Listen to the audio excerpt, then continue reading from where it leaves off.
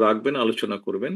সেখানে মোটামুটিভাবে একটি সিদ্ধান্ত ছিল যে, আমি নেতৃবৃন্দ যারা আছেন, শহীদ জিয়া, দেশনেত্রী খালেদা জিয়ার সাথে যারা কাজ করেছেন, কাছে থেকে দেখেছেন, উনারা উনাদের মূল্যবান পরামর্শ বা বক্তব্য রাখবেন।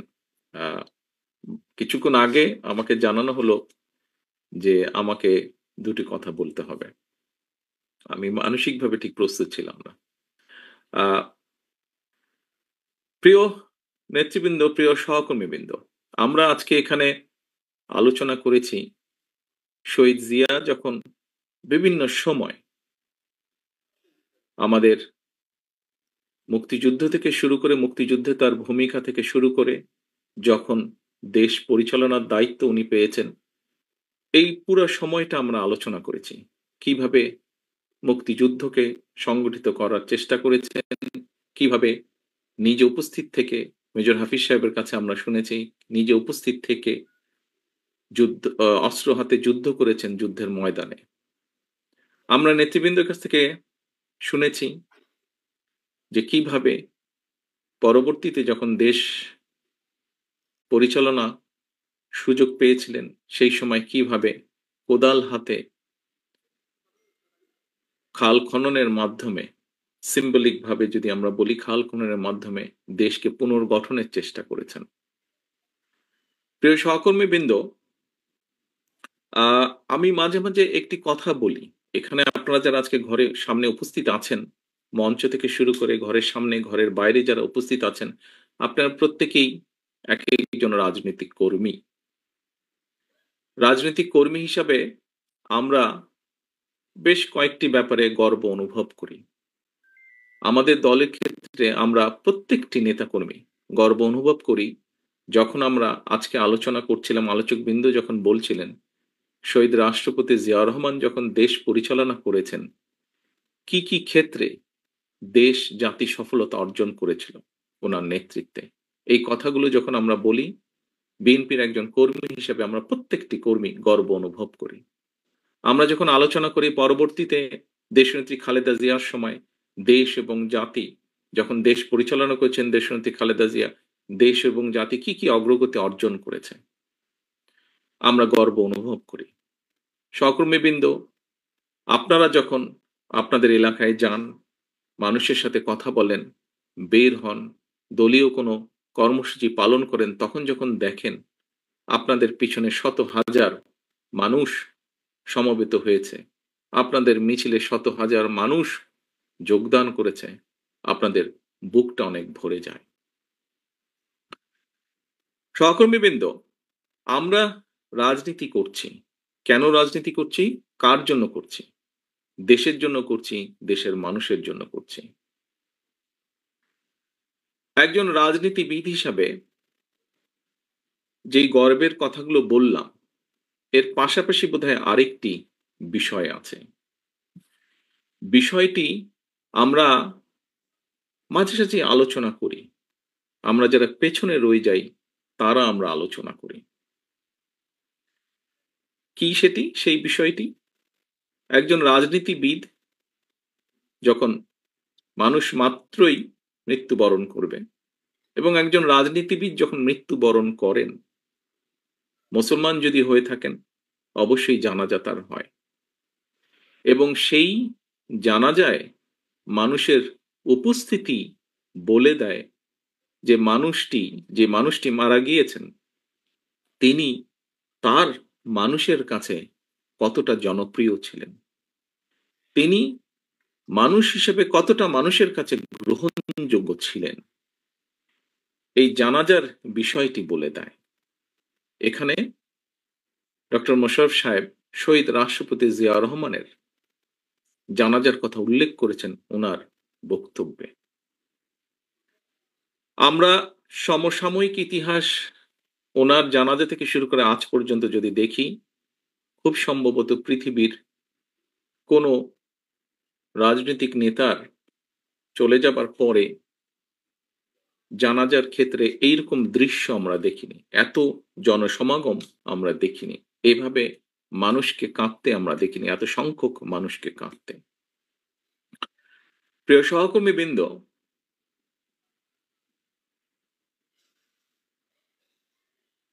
আমার মনে হয় যে আমাদের প্রত্যেকে মানুষ এখানে যারা আজকে আমরা উপস্থিত আছি, প্রত্যেকে আমাদেরকে একদিন চলে যেতে হবে।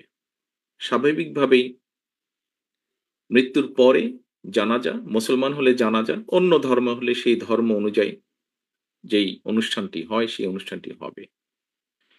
কারটি কত বড় হবে সেটি আমরা জানব না। অর্থাৎ যে মানুষটি মারা যাচ্ছে, কিন্তু যারা বেঁচে থাকবে তারা দেখতে পাবে।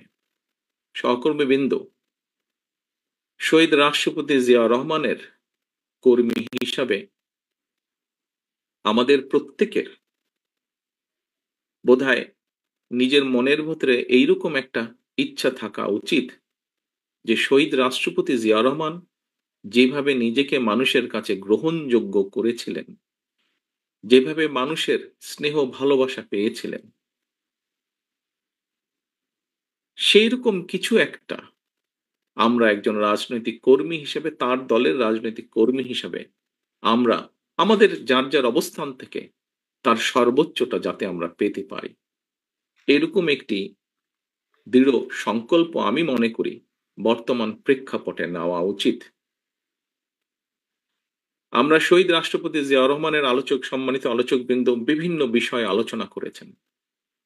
সকল কিছু যদি আমরা পর্যালোচনা করি, তাহলে আমি মনে করি একজন রাজনৈতিক কর্মী হিসাবে, ওনার সন্তান হিসাবে এবং ওনার দলের একজন রাজনৈতিক কর্মী হিসাবে আমি তো আমার ক্ষেত্রে আমি সেই রকমই চাই।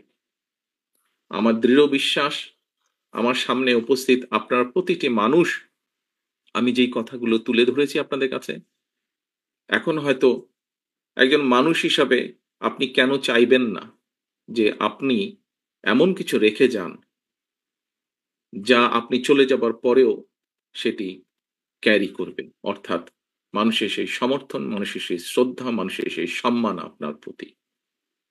সহকর্মীবৃন্দ, মেজর হাফিজ সাহেব ওনার বক্তব্যে একটি কথা বলেছেন। উনি দুদিন আগে যখন এলাকায় গিয়েছেন, উনি কিছু মানুষকে দেখেছেন ওনার সামনে। উনি খুব অবাক হয়েছেন। প্রিয় সহকর্মীবৃন্দ, এইরকম মানুষগুলো ৫ তারিখের পর থেকে আস্তে, আস্তে ভিড় করা শুরু করেছে। এরকম এখানে আরেকজন বক্তা বলেছেন যে, এই ঘরে যারা উপস্থিত আছেন, খুব সম্ভব মঈন খান সাহেব বলেছেন ওনার বক্তব্যে যে, এই ঘরে যারা আপনারা উপস্থিত আছেন, আমাদের দেশনেত্রী থেকে শুরু করে আমাদের গ্রামের প্রতি শেষ কর্মীটি পর্যন্ত, প্রত্যেকটি মানুষ বিগত ১৫ বছরে, ১৬ বছরে, আমরা 111 থেকে ধরলে আরো লম্বা সময়, আরো ২ বছর সময়, কিভাবে আপনারা অত্যাচারিত হয়েছেন, নির্যাতিত হয়েছেন।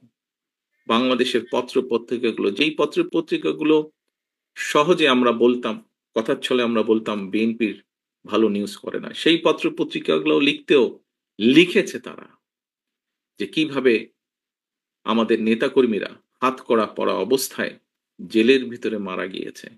কিভাবে আমাদের নেতাকর্মীরা হাতকড়া পরা অবস্থায় হাসপাতালের বারান্দায় শুয়ে আছে। প্রিয় সহকর্মীবৃন্দ, এই ঘটনাগুলো, এই দৃশ্যগুলো নিশ্চয়ই আপনারা ভুলে যাননি। আপনারা যদি ভুলে না গিয়ে থাকেন, প্রিয় সহকর্মীবৃন্দ, তাহলে আপনাদের প্রত্যেকের মনে আজকে একটি প্রশ্ন বা জিজ্ঞাসা আসা উচিত যে কেন আমরা ওই যে হাফিজ সাহেবের যাদেরকে দেখেছেন, কেন এই মানুষগুলোকে আমরা আমাদের আশেপাশে ভিড় করতে দেব? কারণ শহীদ রাষ্ট্রপতি জিয়া রহমানের প্রতি এখনো যে মানুষের ভালোবাসা, শ্রদ্ধা আছে, সেটিকে ধরে রাখার দায়িত্ব আমাদের।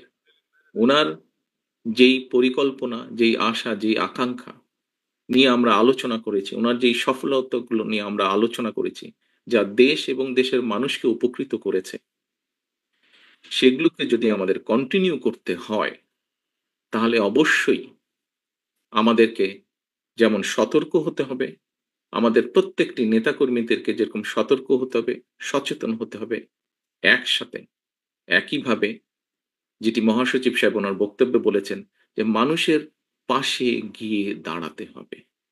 দেখুন, শহীদ রাষ্ট্রপতি জিয়া রহমানের যতগুলো কম বেশি ভিডিও আছে, তখন তো আর ভিডিও ক্যামেরা ছিল না, প্রজেক্টর ছিল।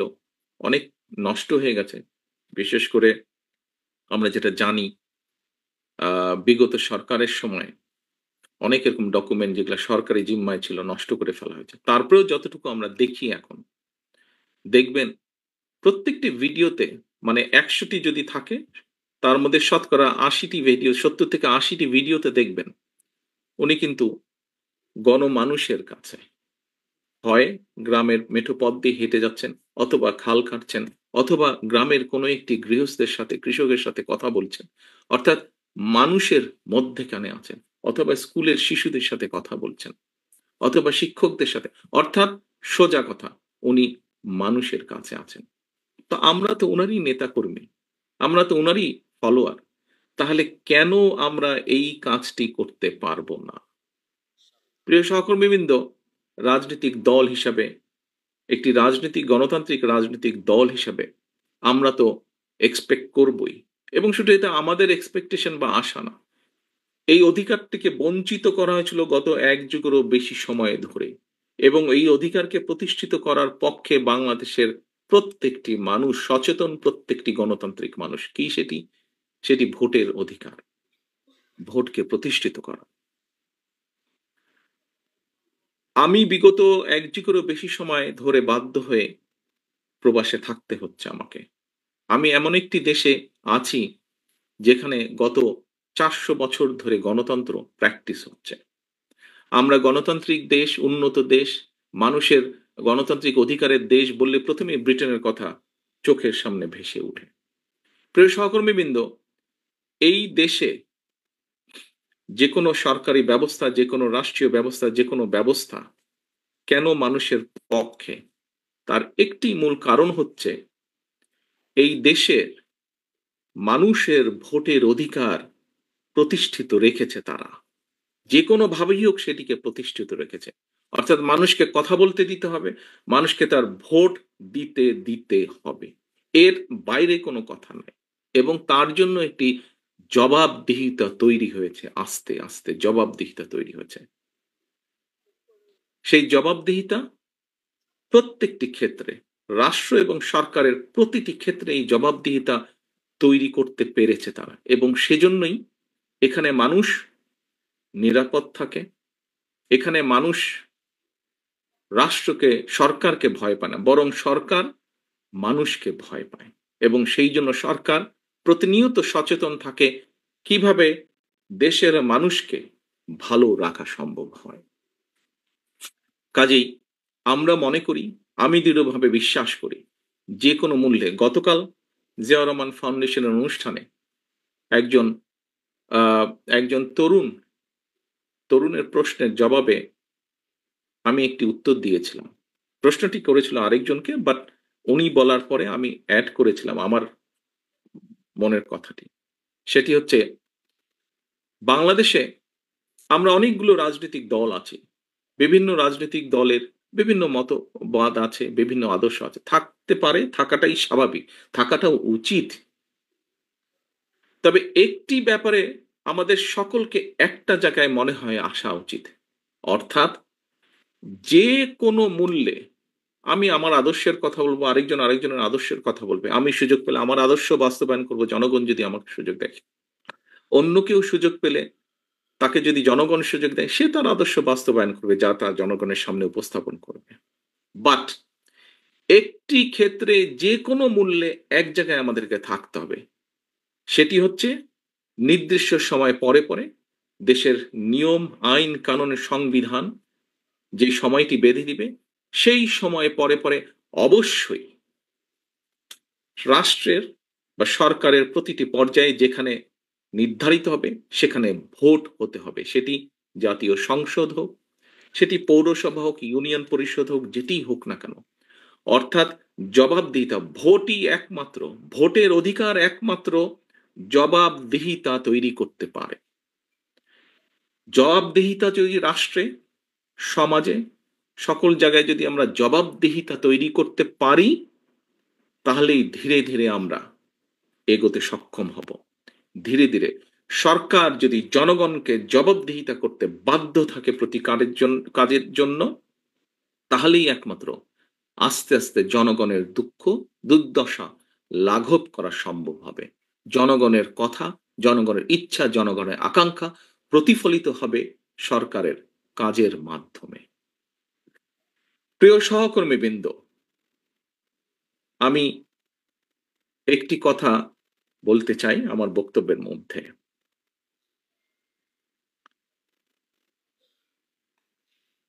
হাফিজ সাহেবের আবারও উদাহরণটি আমি টানতে চাই। ওই যে মোটরসাইকেল বহর, আপনারা বিগত ১৬-১৭ বছর অনেকভাবে নির্যাতিত হয়েছেন।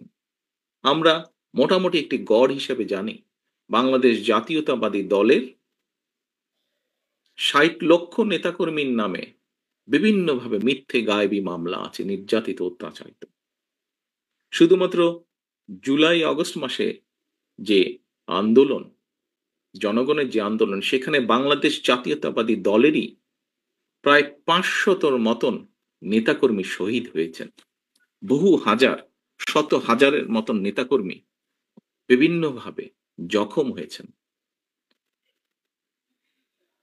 আমরা কি এতগুলো বাংলাদেশ জাতীয়তাবাদী দলের নেতাকর্মীরা যারা অত্যাচার নির্যাতন সহ্য করেছে, এই যে ৬০ লক্ষ মানুষ বা তারও বেশি সংখ্যক মানুষ, আমরা কি ওই মোটরসাইকেল বহরের যারা, তাদেরকে সুবিধা দেওয়ার জন্য এই অত্যাচার নির্যাতন সহ্য করেছি?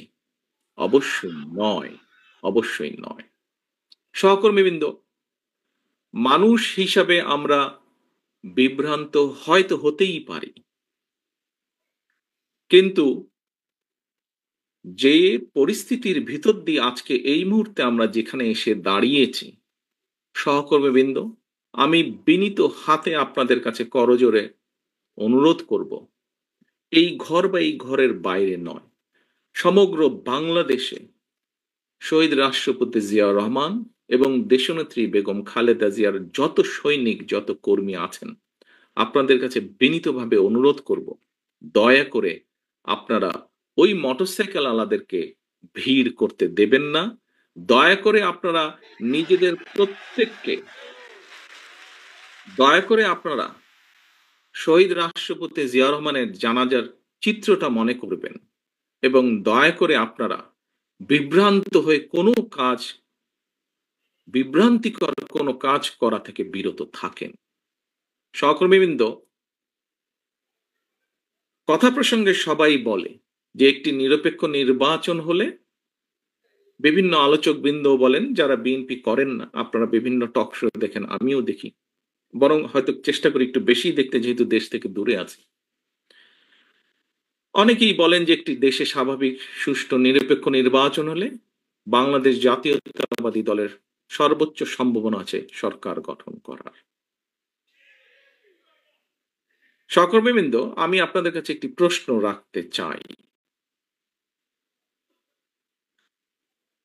সেই মোটরসাইকেল আলাদের তাদের নিজ স্বার্থ উদ্ধারের জন্য বা আমাদের কিছু নেতাকর্মী বিভ্রান্ত হয়ে যদি এমন পরিস্থিতির উদ্ভব হয় যেখানে অন্য কেউ সরকার গঠন করলো, তাহলে কি আপনি মনে করেন আপনি খুব ভালো থাকতে পারবেন? আপনি বলতে আমি, বাংলাদেশে যদি ১ কোটি বিএনপির নেতাকর্মী থাকে, সবকিছু মিলিয়ে আমি এই ১ কোটি মানুষকেই বলছি, আপনারা কি ভালো থাকতে পারবেন? কারা চলে আসবে, কি চলে আসবে আমরা জানি না। তবে আর যাই হোক, সেটা আপনাদের কারো জন্য ভালো হবে না, আমাদের কারো জন্য ভালো হবে না। প্রিয় সহকর্মীবৃন্দ, কোনো কারণে যদি অন্য কেউ সরকার গঠন করে, একজন রাজনৈতিক কর্মী হিসেবে আপনার এতটুকু চিন্তা, এতটুকু সেন্স থাকতে হবে, অন্য কেউ যদি সরকার গঠন করে, বাংলাদেশের রাজনৈতিক প্রেক্ষাপটেই হোক, আন্তর্জাতিক রাজনৈতিক প্রেক্ষাপটের ক্ষেত্রেই হোক, সেটা কি দেশ এবং জাতির জন্য খুব ভালো হবে? আমি দৃঢ়ভাবে বিশ্বাস করতে চাই যে আপনারা পরবর্তী যে সেকেন্ড নাটা বললেন, আপনারা বুঝে শুনেই নাটা বলেছেন। প্রিয় সহকর্মীবৃন্দ, আপনারা যদি বুঝে শুনে নাটা বলে থাকেন, তাহলে আপনারা সঠিক বলেছেন, এবং তাই যদি হয়ে থাকে, দুটো প্রশ্ন করেছি আপনাদের, দুটোতেই আপনারা না বলেছেন। প্রিয় সহকর্মীবৃন্দ, এই নাটি যদি আপনারা বুঝে শুনে এবং সত্যিকার ভাবে না বলে থাকেন, এখনো আমাদের হাতে সময় আছে মানুষের পাশে গিয়ে দাঁড়ানো। এখনো আমাদের সময় আছে, এখনো আমাদের কাছে সময় আছে মানুষ যেভাবে চায় সেভাবে চলার জন্য। দিন শেষে কিন্তু রাজনৈতিক দল হিসাবে, রাজনৈতিক কর্মী হিসেবে যাই হোক, দিন শেষে কিন্তু আপনাকে ওই লোকটার কাছে, ওই মানুষটার কাছে, ওই ভোটারটার কাছে আপনাকে যেতে হবে। এটা তো বোঝেন নাকি? এটা তো বোঝেন। আমরা দুদিন আগে দুদিন আগে আমি একজন ব্যক্তির টক শো দেখছিলাম। উনি কথা প্রসঙ্গে বলছিলেন, সেই আলোচক কথা প্রসঙ্গে বলছিলেন যে উনি এখনো ঠিক বুঝে উঠতে পারছেন না, যেই স্বৈরাচার পালিয়ে গিয়েছে তারা আবার মাথাচাড়া দেওয়ার চেষ্টা করছে। চেষ্টা ঠিক আছে, করতেই পারে তারা। কিন্তু তারা যদি ভোটের মাঠে নামে, কি নিয়ে তারা মানুষের সামনে হাজির হবে? পেছনেরগুলা বাদই দিলাম। উনি বলছেন যে পেছনের গুলো না হয় বাদই দিলাম। এই জুলাই অগস্ট মাসে যে হত্যাকাণ্ড ঘটেছে, প্রায় ১.৫ থেকে ২,০০০ মানুষকে যে হত্যা করেছে, প্রায় ৩০,০০০-এর মতন মানুষকে যে তারা জখম করেছে, ইউনিসেফের বক্তব্য অনুযায়ী ৬৪টা শিশুকে তারা হত্যা করেছে, এর জবাব তারা মানুষের সামনে কি দিবে? এই জবাবগুলো তো তাদেরকে দিতেই হবে। প্রিয় সহকর্মীবৃন্দ, আমরা যদি সেই দিনটি আসা পর্যন্ত আমাদের ভিতরে যদি কেউ কিছু করে, জবাব তো আপনাকে দিতে হবে। যখন আপনি দুদিন পরে ভোটের জন্য মানুষের কাছে যাবেন, আপনাকে জবাব দিতে হবে না? সে বলে সে যদি বলে যে এই মিয়া, তোমার ওই লোক এসে আমার সাথে এই ব্যবহার করেছে বা আমার প্রতি এই অন্যায় অবিচার করেছে, তোমার দলের লোক এসে, আপনি কি জবাব, আপনি কি যদি তখন যদি শুধু জবাব দেন, ভাই ওকে তো চিনি না, ও দলের কেউ না, তাতে কি হয়ে যাবে? তাতে তো হবে না। প্রিয় সহকর্মীবৃন্দ, আমাদের সামনে উদাহরণ আছে, একদম কটকটা একদম পরিষ্কার উদাহরণ আছে।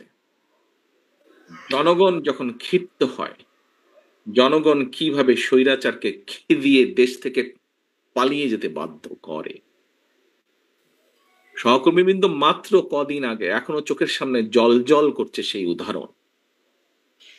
জনগণ যদি ক্ষিপ্ত হয়, যতই মনে মনে তৃপ্তি বোধ করেন বিএনপি সবচেয়ে বড় দল, আমি জানি হয়তো আমার এই কথাটার কিছু কিছু রিয়াকশন হলেও হতে পারে, বিভিন্ন জন বিভিন্ন ভাবে টুইস্ট করতে পারেন। দলীয় প্রোগ্রাম বলছি, তারপরে এটা তো দলীয় থাকবে না, এখানে সাংবাদিক ভাইয়েরা আছেন, ইন্টারনেটে কানেক্টেড, এটা বেরিয়ে যাবে। বিষয়টি হচ্ছে যে জ্বলজ্বল করছে সেই উদাহরণ। কাজেই দিন শেষে কিন্তু সেই জনগণ, দিন শেষে সেই জনগণ, আমরা সকলে সেই জনগণের সমর্থন পাওয়ার চেষ্টা করছি। কাজেই সমর্থন যদি পেতেই হয়, কেন আমরা সত্যিকার ভালোভাবে সেই সমর্থন নেওয়ার চেষ্টা করব না? কেন আপনি কেন আপনি অন্যায়ের বিরুদ্ধে চোখ বন্ধ করে রাখবেন? প্রিয় সহকর্মীবৃন্দ, দিন শেষে সেই জনগণের কাছেই যেতে হবে। জনগণ যদি মুখটা ফিরিয়ে নেয়, আপনার আমার কিন্তু কোনো স্থান নেই। যত বড় যাই হই না কেন, আমরা নিজেরা নিজেরা যত বড় যাই মনে করি না কেন, জনগণ যদি মুখ ফিরিয়ে নেয়, এবং নাম বলবো না, কিছু কিছু রাজনৈতিক শক্তি, যেই হোক না, যত ছোট বড়ই হোক না কেন, তারা বিভিন্নভাবে আমাদের বিপক্ষে, ওই মোটরসাইকেল আলাদের কিছু কাজ কামের কারণে তার সাথে আমাদের নেতাকর্মীদেরকে যুক্ত করে কিছু কিছু কথা বলার চেষ্টা করছে। আমাদেরকে সতর্ক সচেতন হতে হবে সহকর্মীবৃন্দ। বারে বারে আমি বলছি, আমি আজকে গত কয়েক মাস ধরে বলছি, সামনের নির্বাচন এত সহজ নয় আপনারা যত সহজ ভাবছেন। নিজের মনে যতই বড়াই করুন, আরে বিএনপির তো শাখা প্রশাখা একদম গ্রাম পর্যন্ত আছে, অন্যদের কি এত আছে? এত বড়াইয়ের কিছু নেই। থাকতে পারে আপনার শাখা প্রশাখা, প্রিয় সহকর্মীবৃন্দ, আমাদের নেতাকর্মীরা তৈরি করেছে সেই শাখা প্রশাখা, গ্রাম পর্যন্ত দলকে নিয়ে গেছে, ওয়ার্ডে ওয়ার্ডে দলকে নিয়ে গেছে। কিন্তু তারপরেও জনগণ ম্যাটার্স, জনগণ ম্যাটার্স। সেই জনগণই হচ্ছে আমাদের শক্তি, জনগণই হচ্ছে আমাদের সমর্থন, জনগণই হচ্ছে শক্তি। জনগণ সাথে না থাকলে, জনগণ ৫ই আগস্ট দেখিয়ে দিয়েছে। কাজে আমরা যদি ভুল করি, জনগণ আবার কোনো একটা কিছু দেখিয়ে দিবে, তখন কিন্তু পস্তাতে হবে, তখন কিন্তু হাপিত্যেশ করতে হবে। সহকর্মীবৃন্দ, এখনো সময় আছে। আসুন, আসুন, আসুন। আমরা জনগণের পাশে থাকি, জনগণের সাথে থাকি। যারা এমন কিছু করবে যা আপনাকে আমাকে ক্ষতিগ্রস্ত করবে, যা আমার দলকে ক্ষতিগ্রস্ত করবে, যা আমাদের দল ক্ষতিগ্রস্ত হবে, আমরা তার বিরুদ্ধে প্রতিবাদ গড়ে তুলব। তার বিরুদ্ধে প্রতিরোধ গড়ে তুলব। আজকে শহীদ জিয়ার ৮৯তম জন্মবার্ষিকীতে যদি শহীদ জিয়াকে সত্যিকারভাবে আমাদের স্মরণ করতে হয়, যদি শহীদ জিয়াকে সত্যিকারভাবে সম্মান জানাতে হয়, আজকে দেশনেত্রী খালেদা জিয়া, ওনার জন্য আমরা দোয়া করছি সুস্থতার জন্য। কিন্তু দেশনেত্রী সবচাইতে খুশি হবেন, দোয়া তো আছেই, কিন্তু উনি যখন দেখবেন যখন দেখবেন যে জনগণ সমর্থন দিয়েছে বিএনপির প্রতি, আমি তো মনে করি সবচাইতে বেশি খুশি উনি সেদিন হবেন। এবং দেশনেত্রী খালেদা জিয়ার সৈনিক হিসাবে আপনাদের উপরে সে দায়িত্ব বর্তায়। সহকর্মীবৃন্দ, আমরা কে ছোট